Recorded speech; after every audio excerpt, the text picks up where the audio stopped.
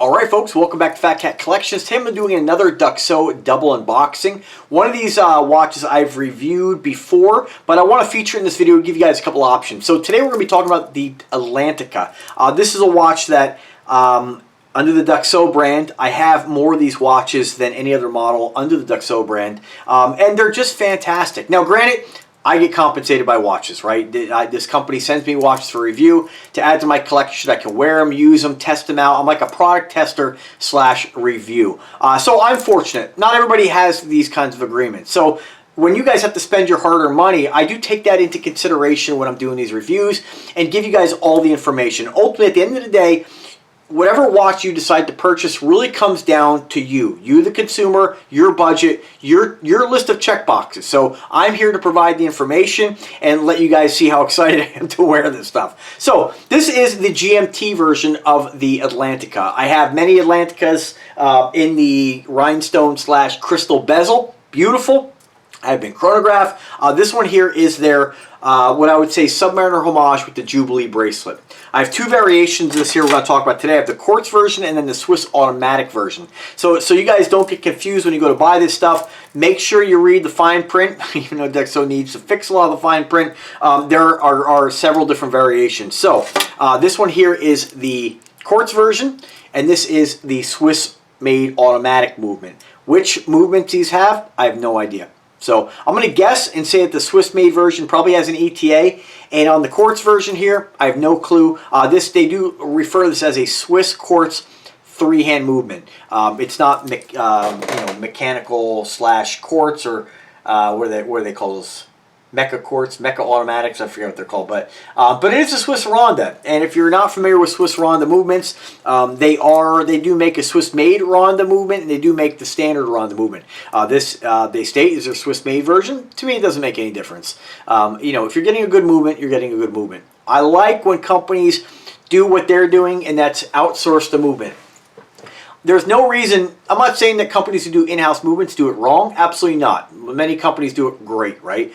But I do like a company who says, hey, you know what? We're a watch company. We want to focus on the quality, the build quality, and these other companies are already here. They're already making great quality movements. Ronda makes amazing, mainly quartz movements, used in a lot of Invictus and a lot of Aragons and a lot of other brands out there. I think I've seen Rondas used in some of the luxury brands as well, throughout history, of course. ETA, if that's what it is, we need to know what movement is in these watches, right? It's very important. It's a very important checkbox for not just a collector, but even a guy who's just buying one watch, right? So let's check them out, though. So stunning. I will tell you, though, I love the black on black, but if the Swiss version was available in the gold on, this is a great color combination. I would have got this as well in the same color, but or a different color, but absolutely stunning. And this is the reason why I chose to get a GMT version in the quartz, just because this is a fantastic color combination. Very rich, very classy looking. It looks great, the black and gold. I love this. It's stunning. All right, so what's the major differences between these two? So, of course, we have the movements.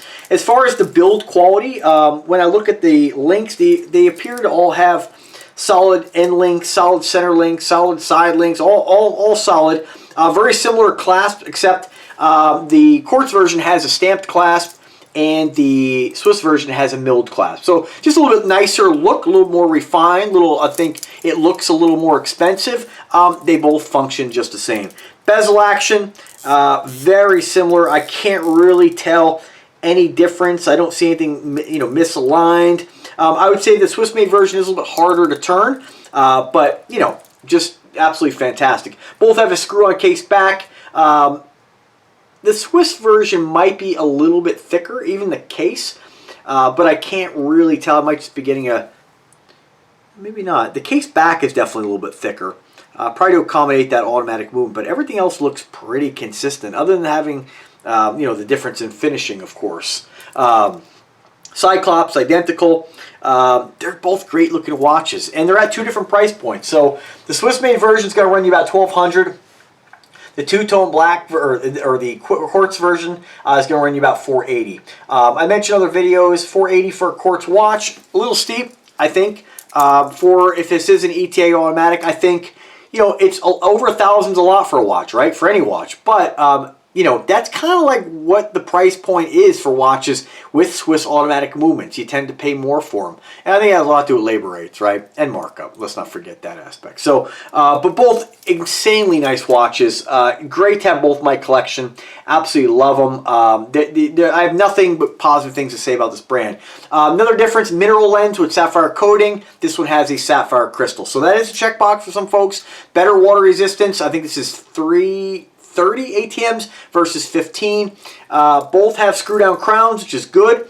It's surprising though that there is a difference in the water resistance, both with having a screw down crown and similar build quality, but there is. I'm not sure why that is, but just kind of keep that in mind for normal swimming, you know, hot tubbing. Yeah, some folks, they don't wear a watch in the hot tub. Some folks, they don't, you know, don't wear it in the shower. I don't know. I use my watches. I wear them. I don't really worry about it. If something happens, then shame on me, right? But overall, they're fantastic watches. You really can't go wrong with what this brand's offering. That's about it. I'm trying to keep this one a little bit shorter here. Let's throw on the wrist. As far as price points on these elsewhere, I always put a link to Ashford in the description just in case they have a special deal going on these. I'm sure Duxot would prefer me not do that, but I want you guys to get the best value. I don't want somebody... I'll take the lead on this. I don't want somebody to go to the Duxot website, buy one of their watches for $1,200, and then find it on Ashford. So I always consult Ashford. I always let you guys know, be a smart shopper. If I recommend a watch and I say, oh man, check out this Atlantica, and you fall in love with it and you buy it on what do you call it, on Duxot, and then you find a week later that it's on Ashford, it's not because I didn't tell you about it. So, and Ashford doesn't always, I don't know if Ashford, I just don't know is the point.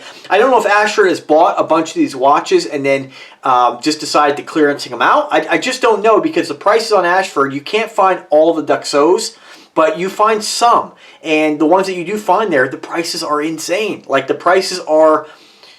It's either too high on Duxot and a lot more, or it's way too cheap. I mean, when you're getting a watch of this quality, and I'm just talking about the standard, like for instance, the Tiburon, another watch I reviewed, which is, I believe, like a Seamaster homage.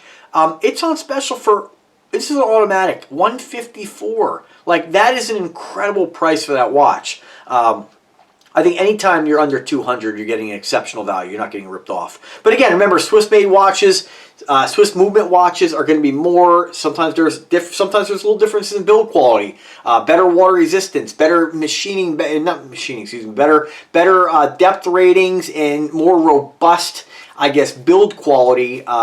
Really really only in terms of water resistance. That's mainly why the build quality increases, right? Or we make it more, or a watch company makes it more robust, is to gain that better water resistance. Most of the finishing, all that stuff is pretty standard, right? And I'll tell you, there's not a Rolex on earth that I'll look at and say, oh, the finishing is so much better than this $400 Duxot. I mean, it's nonsense. So, but definitely two great watches. Check them out. So here's a couple wrist shots. I'm about 5'8". I weigh about 182 pounds. I have a 7-inch wrist, and this is what it looks like on a guy my size, my height, my weight. You guys, let me know what you think of these two watches. Absolutely stunning. I really enjoy wearing the Duxots. They're just great. Like I said, I think in the last couple months, I think the Duxots get more wrist time than probably any of my watches. And I'm sorry, Invicta, but you know, I don't always want to wear the 50 millimeters sitting around the house. You know, these are very comfortable. Not to say that the Invictas aren't, you know, but you know, just depends on what you're doing. That's the nice thing about affordable watches. You could afford to have a beautiful variety. Just great. Now, one thing to keep in mind: both these watches. This is the only super negative thing I have to say about this brand.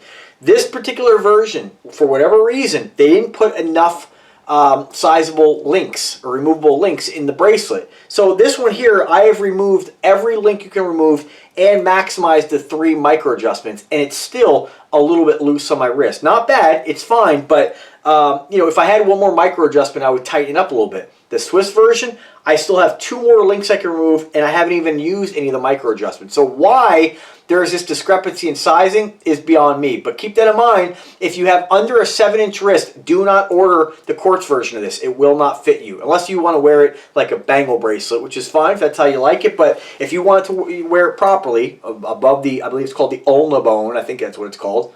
I'm sure you guys will correct me if I'm wrong. You know, keep that in mind that I'd hate to have somebody order something, get it, and then be disappointed. I've never had that happen with any watch that didn't go down to at least a 6-inch wrist. So Duxot, you guys need to fix this problem because I'd be really pissed off if I ordered a watch that, I mean, honestly, if I paid for this watch, you know, it fits. I'd be happy I got it, but I was like, gosh, you know, that's really unfortunate that I can't downsize this at all. So I'm not sure why that happened or what happened, but they need to fix it. So anyway, guys, thanks for watching. I want to thank you guys for taking the time to sit here and listen to me ramble on about these awesome watches. Let me know if I can help you guys in any way. I love when you guys drop a comment and ask for my assistance. I do find it flattering, and I really appreciate you guys always coming back and watching the content. So as always, guys, thanks again. Thank you, Duxot. Happy holidays, and take care.